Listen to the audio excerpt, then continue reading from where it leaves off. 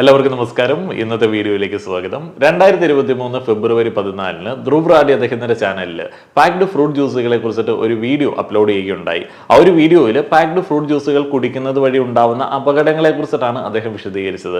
ഒരു കമ്പനിയുടെയും പേരെടുത്ത് വിമർശിക്കാത്ത ആ ഒരു വീഡിയോയ്ക്കെതിരെ ഒരു കമ്പനി കേസ് ഫയൽ ചെയ്തു. കേസിന് ആസ്പദമായിട്ടുള്ള ആ ഒരു വീഡിയോ യൂട്യൂബിൽ നിന്ന് റിമൂവ് ചെയ്യപ്പെട്ടു. എന്നാൽ ഒരു വർഷത്തെ നിയമ പോരാട്ടത്തിനൊടുവിൽ ധ്രുവിന് അനുകൂലമായിട്ടുള്ള ഒരു വിധി കോടതിയിൽ നിന്ന് കിട്ടിയിരിക്കുകയാണ്. അദ്ദേഹത്തിന്റെ വീഡിയോ വീണ്ടും യൂട്യൂബിൽ അപ്ലോഡ് ചെയ്യപ്പെട്ടിട്ടുണ്ട്. ആ ഒരു വീഡിയോയുടെ മലയാളം ട്രാൻസ്ലേഷൻ ആണ് ഞാൻ ഇന്നിവിടെ ചെയ്യുന്നത്. നമ്മളെല്ലാവരും കണ്ടിരിക്കേണ്ട അറിയേണ്ട ചില വസ്തുതകളാണ് ആ ഒരു വീഡിയോയിലുള്ളത്. നിങ്ങളിൽ ഹിന്ദി നല്ല രീതിയിൽ മനസ്സിലാവുന്ന ആളുകൾക്ക് ഒറിജിനൽ വീഡിയോ തന്നെ കണ്ട് മനസ്സിലാക്കാവുന്നതാണ്. നിങ്ങളുടെ വീട്ടിലുള്ള ആളുകൾ ഹിന്ദി അറിയത്തില്ലാത്ത ആളുകൾ അല്ലെങ്കിൽ ഇംഗ്ലീഷ് സബ്ടൈറ്റിൽ യൂസ് ചെയ്യാൻ അറിയത്തില്ലാത്ത ആളുകൾക്ക് ഈ ഒരു വീഡിയോ അയച്ചു കൊടുക്കാവുന്നതാണ്. വീഡിയോയിലേക്ക് പോകാം. പ്രിയ സുഹൃത്തുക്കളെ, 2023 ഫെബ്രുവരി 14 ഞാനൊരു വീഡിയോ ഫ്രൂട്ട് ജ്യൂസുകളെ കുറിച്ചിട്ട് അപ്ലോഡ് ചെയ്തു. വീഡിയോയിൽ പാക്ക് ചെയ്ത പഴച്ചാറുകളെ കുറിച്ചിട്ടുള്ള സത്യം ഞാൻ വെളിപ്പെടുത്തി. അവയുടെ ചരിത്രം, അവ എങ്ങനെ നിർമ്മിക്കപ്പെട്ടു, അവയുടെ സ്വാധീനം. എന്നാൽ ഈ വീഡിയോ അന്ന് വലിയ കോളിളക്കം സൃഷ്ടിച്ചിരുന്നു. നിങ്ങൾ അത് ഓർക്കുന്നുണ്ടാകാം. നിരവധി വാർത്താ ലേഖനങ്ങളാണ് അതുമായി ബന്ധപ്പെട്ട് വന്നത്. യൂട്യൂബിൽ നിന്ന് ആ ഒരു വീഡിയോ നീക്കം ചെയ്യാൻ കോടതിയിൽ കേസ് വരെ വന്നു.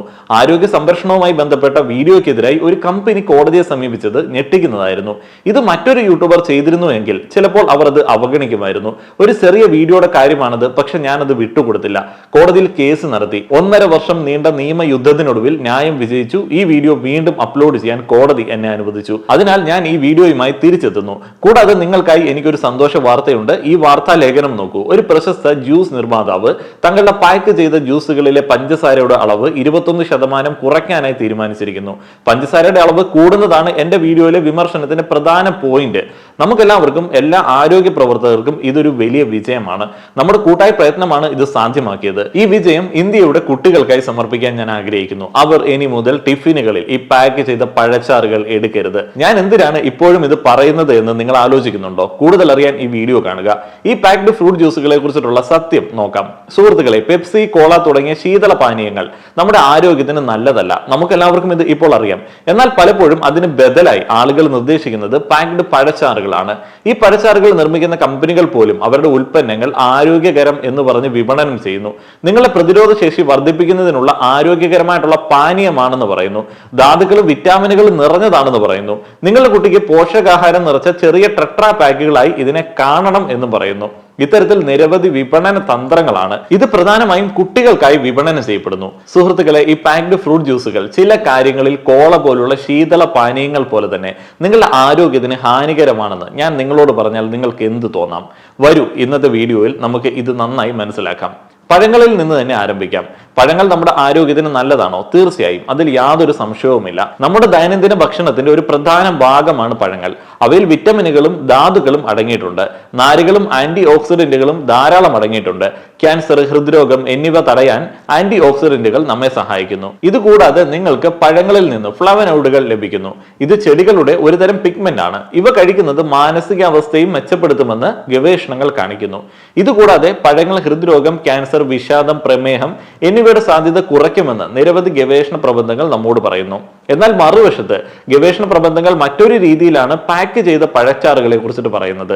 ഏകദേശം 4 പഠനങ്ങളെ ഉൾക്കൊള്ളിച്ച് 2 ലക്ഷത്തോളം ആളുകളെ ഉൾപ്പെടുത്തി നടത്തിയ പഠനങ്ങളുടെ ഒരു മെറ്റാ അനാലിസിസിൽ പഴച്ചാറുകൾ കുടിക്കുന്നത് ടൈപ്പ് 2 പ്രമേഹത്തിനുള്ള സാധ്യത വർദ്ധിപ്പിക്കുമെന്ന് കണ്ടെത്തി. ഇത് എങ്ങനെയായിരിക്കും? സുഹൃത്തുക്കളെ, ഇത് മനസ്സിലാക്കാൻ പഴച്ചാറുകളുടെ ചരിത്രം നാം മനസ്സിലാക്കേണ്ടതുണ്ട്. അതിനാൽ വരൂ, നമുക്ക് ഭൂതകാലത്തിലേക്ക് യാത്ര ചെയ്യാം. പഴച്ചാറുകളുടെ ചരിത്രവും വികസനവും പരിശോധിക്കാം.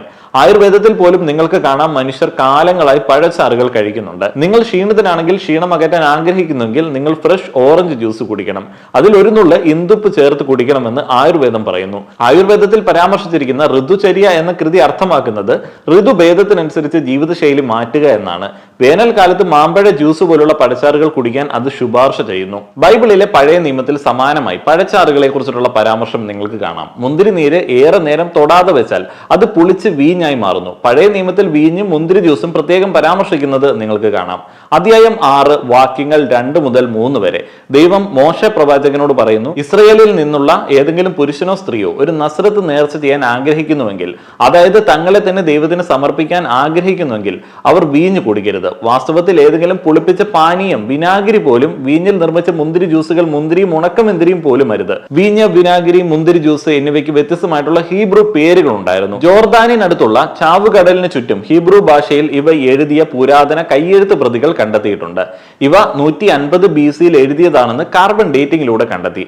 അതിൽ മാതള നാരങ്ങ ജ്യൂസിന്റെ പരാമർശങ്ങൾ ഉണ്ടായിരുന്നു. രസകരമെന്ന് പറയട്ടെ സുഹൃത്തുക്കളെ, ഫ്രൂട്ട് ജ്യൂസിന്റെ ചരിത്രം ഐസ്ക്രീമിന്റെ ചരിത്രത്തിന് സമാനമാണ്.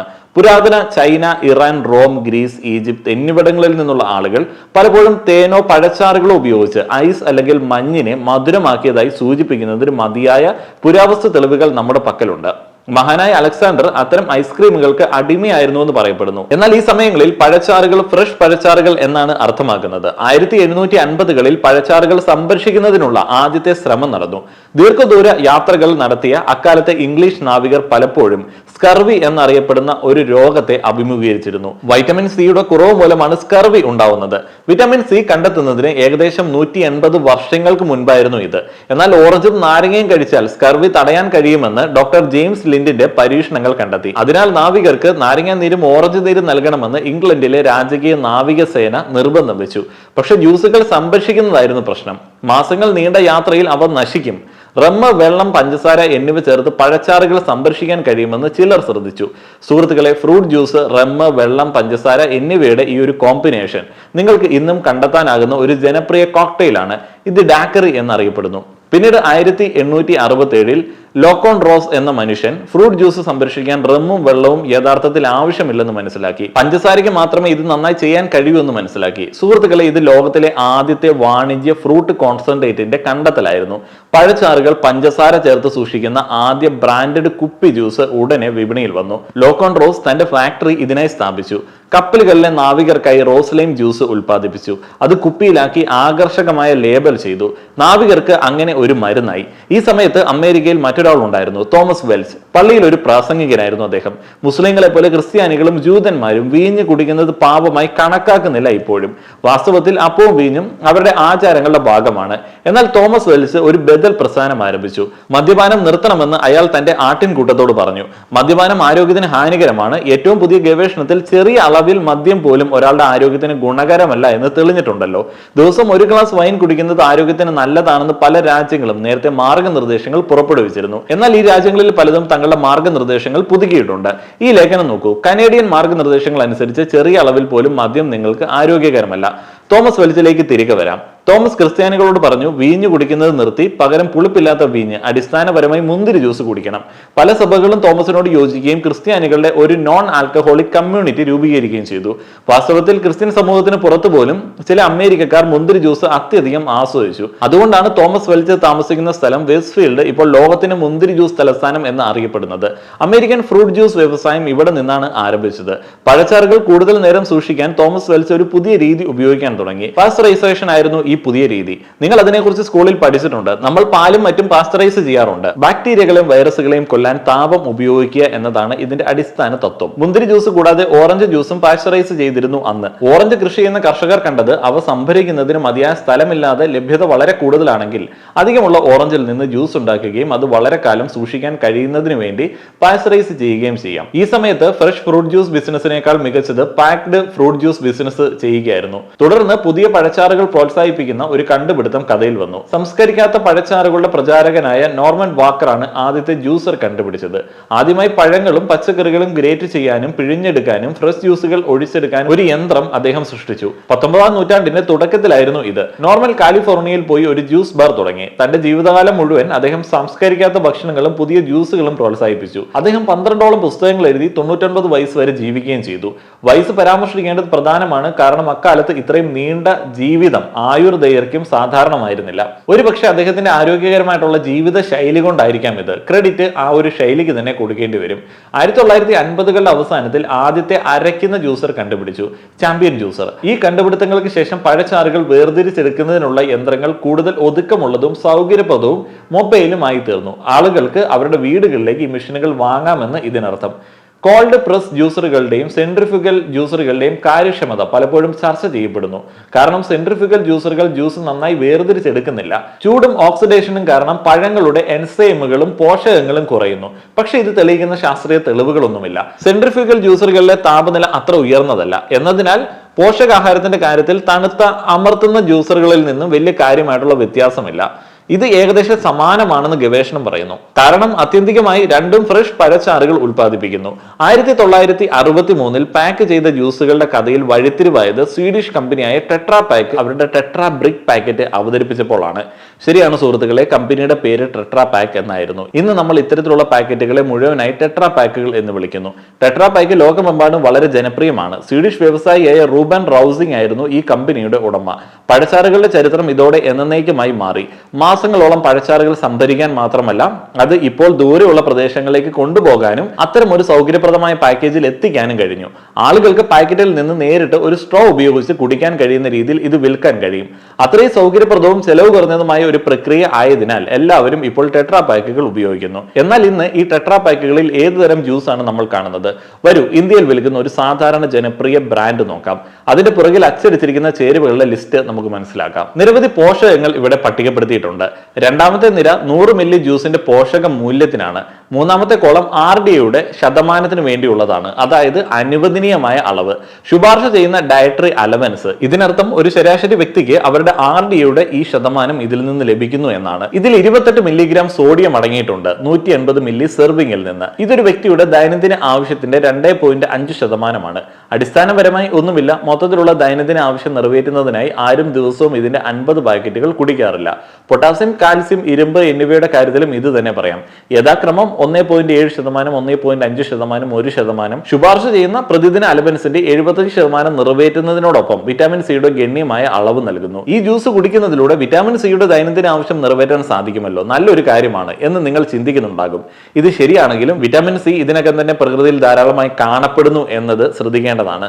നിങ്ങളുടെ കുട്ടി ഒരു ഗ്ലാസ് നാരങ്ങ വെള്ളം, ഒരു നാരങ്ങയുടെ നീര് എന്നിവ കുടിക്കുകയാണെങ്കിൽ അത് ശുപാർശ ചെയ്യുന്ന പ്രതിദിന അലവൻസിന്റെ 100% നിറവേറ്റും. അല്ലെങ്കിൽ ദിവസേനയുള്ള ആവശ്യത്തിന്റെ 100% നിറവേറ്റാൻ പകുതി ഓറഞ്ച് മതി. ഒരു ഇന്ത്യൻ നെല്ലിക്കയുടെ 10% മാത്രം മതി RDA 100% നിറവേറ്റാൻ.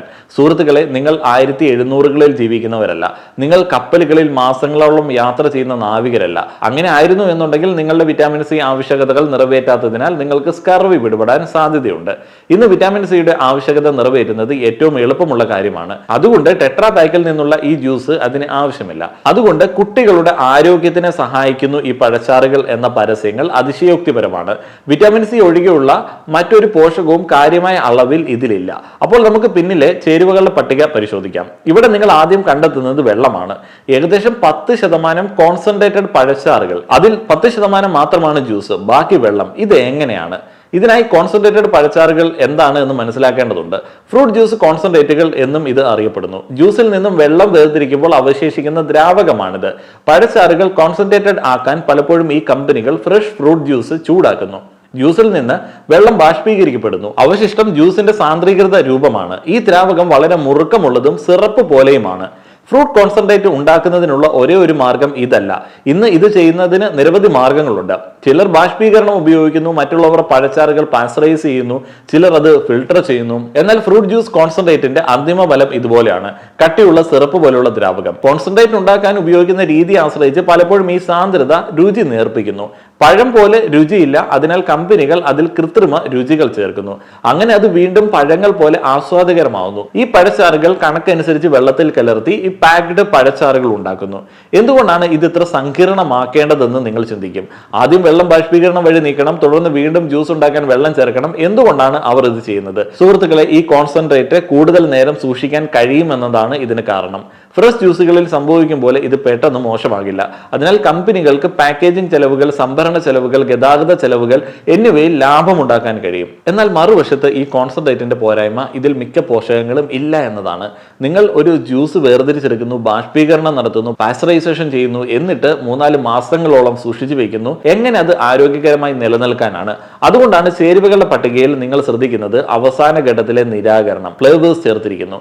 പ്രകൃതിദത്തവും പ്രകൃതി സമാനവുമായ ഫ്ലേവേഴ്സ് ആഡ് ചെയ്തിട്ടുണ്ട്. നാച്ചുറൽ ആൻഡ് നാച്ചുറൽ ഐഡന്റിറ്റികൾ. ഫ്രൂട്ട് കോൺസെൻട്രേറ്റുകൾ ഉണ്ടാക്കുന്ന സമയത്ത് നിറം പോലും പലപ്പോഴും വികലമായി മാറാറുണ്ട്. ജ്യൂസിന്റെ യഥാർത്ഥ നിറം തന്നെ മാറും. പക്ഷെ കമ്പനികൾ തങ്ങളുടെ ഉൽപ്പന്നങ്ങൾ ഫ്രഷ് ജ്യൂസുകളുടെ അതേ നിറത്തിലായിരിക്കണമെന്ന് ആഗ്രഹിക്കുന്നു.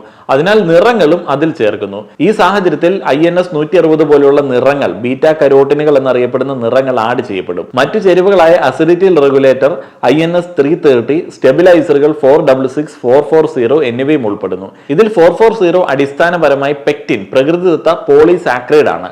സാധാരണയായി സിട്രിക് ആസിഡും ഇതിനോടൊപ്പം തന്നെ രുചി വർദ്ധിപ്പിക്കാനായിട്ട് ചേർക്കാറുണ്ട്. അതിനുശേഷം അന്തിമവും ഒരുപക്ഷെ ചേരുവയിലെ ഏറ്റവും ദോഷകരമായ ഘടകവും വരുന്നു, പഞ്ചസാര. ഇതിൽ എത്ര പഞ്ചസാര അടങ്ങിയിരിക്കുന്നു? 100 മില്ലിക്ക് 13.5 ഗ്രാം. സുഹൃത്തുക്കളെ, ഞെട്ടിക്കുന്ന എന്താണെന്ന് നിങ്ങൾക്കറിയാമോ? ശീതള പാനീയങ്ങളെ കുറിച്ചിട്ടുള്ള എന്റെ വീഡിയോയിൽ നിങ്ങൾ ഓർക്കുന്നുണ്ടെങ്കിൽ ആ വീഡിയോയുടെ തുടക്കത്തിൽ ശീതള പാനീയത്തിലെ പഞ്ചസാരയുടെ ഏകദേശ അളവ് ഞാൻ സൂചിപ്പിച്ചിരുന്നു. നിങ്ങൾ ഓർക്കുന്നുണ്ടാകും, അത് 100 മില്ലിയിൽ 10 മുതൽ 13 ഗ്രാം വരെ ആയിരുന്നു. പഴച്ചാറിലും ശീതള പാനീയത്തിലും പഞ്ചസാരയുടെ അളവ് ഏതാണ്ട് സമാനമാണ്. സുഹൃത്തുക്കളെ, ഇതാണ് ഏറ്റവും വലിയ കാരണം. ഈ വീഡിയോയുടെ തുടക്കത്തിൽ ഞാൻ നിങ്ങളോട് പറഞ്ഞിരുന്നു, പാക്ക് ചെയ്ത പഴച്ചാറുകൾ പതിവായി കുടിക്കുന്നത് ടൈപ്പ് 2 പ്രമേഹത്തിനുള്ള സാധ്യത വർദ്ധിപ്പിക്കുമെന്ന്. ഇതിൽ കമ്പനികളെ ഞാൻ നേരിട്ട് കുറ്റപ്പെടുത്തുകയാണ്. കാരണം ഇവർ അധികമായി പഞ്ചസാര ചേർക്കുന്നുണ്ട്. പക്ഷെ നിങ്ങൾ ഇപ്പോഴും ഈ പഞ്ചസാര കുഴപ്പമില്ലെന്ന് വിചാരിക്കുന്നെങ്കിൽ മനസ്സിലാക്കുക, 7 മുതൽ 10 വയസ്സ് വരെ പ്രായമുള്ള കുട്ടികൾക്ക് ഒരു ദിവസം പരമാവധി 24 ഗ്രാം പഞ്ചസാര നൽകാം. ഒരു കുട്ടി ഈ പാക്ക് ചെയ്ത ഫ്രൂട്ട് ജ്യൂസ് കുടിക്കുകയാണെങ്കിൽ ഇത് 180 മില്ലി പാക്ക് ആയതിനാൽ ഒരു കുട്ടിയുടെ ദൈനംദിന പഞ്ചസാരയുടെ പകുതിയേക്കാൾ 13.32 ഗ്രാം കൂടുതലാണ്. നിങ്ങൾ ദിവസവും അത്തരം ഒരു പാക്കറ്റ് കഴിച്ചാൽ പിന്നീട് നിങ്ങൾക്ക് പ്രമേഹം ഉണ്ടായില്ലെങ്കിലേ അത്ഭുതപ്പെടാനുള്ളൂ. നിങ്ങളുടെ ജീവിതകാലം മുഴുവൻ ആരോഗ്യകരമായ ഭക്ഷണക്രമങ്ങളും ആരോഗ്യകരമായിട്ടുള്ള ജ്യൂസുകൾ എന്ന് പറയപ്പെടുന്നവയെ നിങ്ങൾ തിരഞ്ഞെടുത്തു എന്ന് വിചാരിച്ച് സ്വയം വഞ്ചിതരാവരുത്. ഇവിടെ ഞാൻ ഏതെങ്കിലും ഒരു ഫ്രൂട്ട് ജ്യൂസ് കമ്പനിയെ കുറ്റപ്പെടുത്തുന്നില്ല, കാരണം അവരെല്ലാം ഒരേപോലെയാണ്. മറ്റൊരു കമ്പനിയിൽ നിന്നുള്ള ഈ പഴച്ചാറിന്റെ ഒരു ഉദാഹരണം എടുക്കുക. നിങ്ങൾക്ക് കാര്യമായ വ്യത്യാസങ്ങൾ കണ്ടെത്താനാവില്ല. സമാനമായ കാലറി ഉള്ളടക്കം, സമാനമായി ചേർത്ത പഞ്ചസാര. നിങ്ങൾ ചേരുവകളുടെ പട്ടിക നോക്കുകയാണെങ്കിൽ ചിലതിൽ സ്റ്റെബിലൈസറുകൾ അടങ്ങിയിരിക്കുന്നു, ചിലതിൽ സ്വീറ്റ്നർ 9060A അടങ്ങിയിട്ടുണ്ട്. മൊത്തത്തിൽ ഈ പഴച്ചാറുകൾ സ്വാഭാവികമോ നാച്ചുറലോ ആരോഗ്യകരമോ അല്ല. അവരുടെ പരസ്യങ്ങൾ നിങ്ങളോട് മറിച്ചാണ് പറയുന്നതെങ്കിലും 2011 US ഒരു കോടതിക്ക് മുന്നിൽ ആഞ്ചലീന ലൂയിസ് ഒരു കേസുമായി എത്തി. കാലിഫോർണിയയിൽ ഈ യുവതി ട്രോപ്പിക്കാനയ്ക്കെതിരെ വഞ്ചനാപരമായ പരസ്യത്തിന് കേസ് ഫയൽ ചെയ്തു. പരസ്യങ്ങളിൽ കമ്പനി ഒരു ഓറഞ്ചും അതിലൊരു സ്ട്രോയും കാണിക്കുന്നുവെന്നാണ് അവർ പറഞ്ഞത്. അവർ വിൽക്കുന്ന ജ്യൂസ് 100% പുതിയതും സ്വാഭാവികവുമായ ഓറഞ്ച് ജ്യൂസ് ആണെന്ന് ഇത് തെറ്റിദ്ധരിപ്പിക്കുന്നുവെന്ന് ആഞ്ചലീന അവകാശപ്പെട്ടു. ഓറഞ്ചിൽ നിന്ന് നേരിട്ട് അല്ലല്ലോ ഇവരുടെ ജ്യൂസ് വരുന്നത്. കാരണം ഈ ഉൽപ്പന്നം ശാസ്ത്രീയമായി രൂപകൽപ്പന ചെയ്യുന്നതും ലാബോറട്ടറികളിൽ നിർമ്മിക്കുന്നതുമാണല്ലോ. അതുകൊണ്ടാണല്ലോ ഇത് 2 മാസത്തിൽ കൂടുതൽ സൂക്ഷിക്കാൻ കഴിയുന്നത്. ഇതേ ചൊല്ലി കോടതിയിൽ നീണ്ട പോരാട്ടം നടന്നു. അതിനായി 7 വർഷം എടുത്തു. പക്ഷെ അവസാനം സാങ്കേതിക കാരണങ്ങളാൽ ആഞ്ചലീന ഈ കേസിൽ തോറ്റു. വഞ്ചനാപരമായ TV പരസ്യങ്ങളുടെ പേരിൽ ഇന്ത്യയിൽ നമ്മൾ അവർക്കെതിരെ കേസ് കൊടുക്കാൻ ശ്രമിച്ചാൽ ഒരുപക്ഷെ ഇത് തന്നെ സംഭവിക്കും. അവർ ചില സാങ്കേതിക പഴുതുകൾ കൊണ്ടുവരും, നമ്മൾ കേസിൽ തോൽക്കും. വിധി പ്രസ്താവിക്കുമ്പോൾ കോടതികൾക്ക് ചില സാങ്കേതിക പ്രശ്നങ്ങൾ നേരിടേണ്ടി വന്നാലും എന്റെ വിധി പറയുന്നതിൽ എനിക്ക് സാങ്കേതിക പ്രശ്നമില്ല. ഫ്രഷ് ഫ്രൂട്ട് ജ്യൂസ് പാക്ക് ചെയ്ത ജ്യൂസുകളെക്കാൾ മികച്ചതാണെന്ന് വളരെ വ്യക്തമാണ്. പാക്ക് ചെയ്ത പഴച്ചാറുകൾ കുടിക്കുന്നത് പോലും നിങ്ങൾ പരിഗണിക്കേണ്ടാത്ത കാര്യമാണ്. പ്രത്യേകിച്ച് കുട്ടികൾക്ക് ഇവ നൽകരുത്, കാരണം പഞ്ചസാരയുടെ അളവ് വളരെ കൂടുതലാണ്. ഇത് അടിസ്ഥാനപരമായി ശീതള പാനീയങ്ങൾ കുടിക്കുന്നതിന് തുല്യമാണ്. ഫ്രഷ് ഫ്രൂട്ട് ജ്യൂസുകളുടെ കാര്യത്തിൽ അതിന്റെ വസ്തുത വ്യക്തമാണ്. ഫ്രഷ് ഫ്രൂട്ട് ജ്യൂസ് കുടിക്കുന്നതിനേക്കാൾ നല്ലത് ഫ്രഷ് ഫ്രൂട്ട്സ് കഴിക്കുന്നതാണ്. എന്തുകൊണ്ടാണെന്ന് നിങ്ങൾ ചിന്തിക്കും. കാരണം ജ്യൂസിംഗ് പ്രക്രിയയിൽ പഴത്തിന്റെ നാരുകളുടെ ഉള്ളടക്കം ഗണ്യമായി കുറയുന്നു. നിങ്ങളുടെ ശരീരത്തിന് ഫൈബർ അത്യാവശ്യമാണ്. ജ്യൂസുകളിൽ നിങ്ങൾ കണ്ടെത്താത്ത ഒരു പ്രധാന പോഷകമാണ് ഫൈബർ. ഇത് പഴത്തിൽ മാത്രമാണ് ഉള്ളത്. രണ്ടാമത്തെ കാരണം ജ്യൂസ് ദ്രാവകവും പഴം കട്ടിയുള്ളതുമാണ്. ജ്യൂസ് നിങ്ങളുടെ ശരീരത്തിൽ വളരെ വേഗത്തിൽ ആഗിരണം ചെയ്യപ്പെടുന്നു. വേഗത്തിലുള്ള ആഗിരണം അർത്ഥമാക്കുന്നത് രക്തത്തിലെ പഞ്ചസാരയുടെ മാറ്റങ്ങൾ വേഗത്തിലാക്കുന്നു എന്നാണ്. നിങ്ങളുടെ ഇൻസുലിൻ അളവ് അതിവേഗം വ്യത്യാസപ്പെടുന്നു. ഹ്രസ്വകാലത്തേക്ക് 1-2 തവണ ഉണ്ടെങ്കിൽ അത് ദോഷം വരുത്തില്ല. എന്നാൽ ദീർഘകാല അടിസ്ഥാനത്തിൽ ഇത് വർഷങ്ങളായി ആവർത്തിക്കുകയാണെങ്കിൽ ഇത് രക്തത്തിലെ പഞ്ചസാരയുടെ പ്രശ്നങ്ങൾക്ക് കാരണമാകും. ഇത് ഒഴിവാക്കാൻ ലളിതമായ ഒരു സാങ്കേതികതയുണ്ട്. നിങ്ങൾ ഫ്രഷ് ഫ്രൂട്ട് ജ്യൂസ് കുടിക്കുമ്പോഴെല്ലാം ഒഴിഞ്ഞ വയറ്റിൽ അത് കഴിക്കരുത്. അല്ലെങ്കിൽ നിങ്ങൾ ഭക്ഷണം കഴിച്ച് പാതി വയർ നിറഞ്ഞതിന് ശേഷം പഴച്ചാറുകൾ കുടിക്കുക. കാരണം നിങ്ങൾ കഴിച്ച ഭക്ഷണത്തോടൊപ്പം പഴച്ചാറും സാവധാനത്തിൽ ദഹിക്കും. പഞ്ചസാരയുടെ അളവ് നിയന്ത്രണത്തിൽ നിലനിർത്താനായിട്ട് ഇത് സഹായിക്കും. നിങ്ങൾ ഓർക്കേണ്ട മറ്റൊരു കാര്യം മോഡറേഷൻ ആണ്. ഫ്രഷ് ഫ്രൂട്ട് ജ്യൂസ് നിങ്ങളുടെ ആരോഗ്യത്തിന് നല്ലതാണ്. എന്നാൽ ഇത് പ്രതിദിനം 2-3 ലിറ്റർ കുടിക്കുന്നത് അനുവദനീയമല്ല. പഴങ്ങളിൽ സ്വാഭാവിക പഞ്ചസാരയും അടങ്ങിയിട്ടുണ്ട്. പഴങ്ങളെ അപേക്ഷിച്ച് ജ്യൂസിൽ കാലറികൾ കേന്ദ്രീകരിച്ചിരിക്കുന്നു. ഇത് അമിതമായി കുടിക്കുന്നത് ശരീരഭാരം കൂട്ടും. ഉപഭോഗത്തിന്റെ സുരക്ഷിതമായ അളവിനെ കുറിച്ച് പറഞ്ഞാൽ ഒരു ശരാശരി മുതിർന്നവരിലും 7 വയസ്സിന് മുകളിലുള്ള കുട്ടികളിലും അവർക്ക് പ്രതിദിനം 8 ഔൺസ് പഴച്ചാറുകൾ സുരക്ഷിതമായി കുടിക്കാം. അതായത് ഏകദേശം 237 മില്ലി. അതിനാൽ അടിസ്ഥാനപരമായി ഒരു ദിവസം 1 ഗ്ലാസ് ഫ്രഷ് ഫ്രൂട്ട് ജ്യൂസ് നിങ്ങൾക്ക് പ്രയോജനകരമാണ്. ഫ്രഷ് ജ്യൂസിന് ആരോഗ്യകരമായ മറ്റൊരു പകരക്കാരൻ സ്മൂത്തികളാണ്. സ്മൂത്തികൾ ഉണ്ടാക്കുമ്പോൾ നിങ്ങൾ സാധാരണയായി ഒരു ബ്ലെൻഡർ ഉപയോഗിക്കുന്നു. നിങ്ങൾ നേരിട്ട് അതിൽ പഴങ്ങൾ ചേർക്കുന്നു. അതിനാൽ പഴത്തിലെ നാരുകളുടെ അംശം നഷ്ടപ്പെടുന്നില്ല. നിങ്ങൾക്ക് ഇതിൽ അണ്ടിപ്പരിപ്പ്, വിത്തുകൾ, പച്ചക്കറികൾ എന്നിവ ചേർക്കാം. അല്ലെങ്കിൽ കുറച്ച് ഓട്സും ഇതിന്റെ കൂടെ ചേർക്കാം. അപ്പോൾ ഇതൊരു മീലാവുന്നു, ആരോഗ്യദായകമാകുന്നു. ഈ വീഡിയോ നിങ്ങളുടെ കുടുംബാംഗങ്ങളെ മുഴുവൻ കാണിക്കുക, നിങ്ങളുടെ സുഹൃത്തുക്കളുമായി പങ്കുവയ്ക്കുക എന്നതാണ് ധ്രുവിന്റെ ഒരു ആഹ്വാനം. ഈ വീഡിയോ മുഴുവനായി കണ്ടതിന് ശേഷം നിങ്ങൾക്ക് ഇത് ഉപകാരപ്രദമാണ് എന്ന് മനസ്സിലായിട്ടുണ്ടാവും. ഈ വീഡിയോയെ കുറിച്ചിട്ടുള്ള നിങ്ങളുടെ അഭിപ്രായങ്ങൾ പങ്കുവയ്ക്കുക. ഈ ഒരു ടോപ്പിക്കിൽ നിങ്ങൾക്ക് അഡീഷണലായി എന്തെങ്കിലും ഷെയർ ചെയ്യാനുണ്ട് എന്നുണ്ടെങ്കിൽ കമന്റ് ബോക്സ് ഉപയോഗിക്കുക. വീഡിയോ കണ്ട എല്ലാ ആളുകൾക്കും നന്ദി.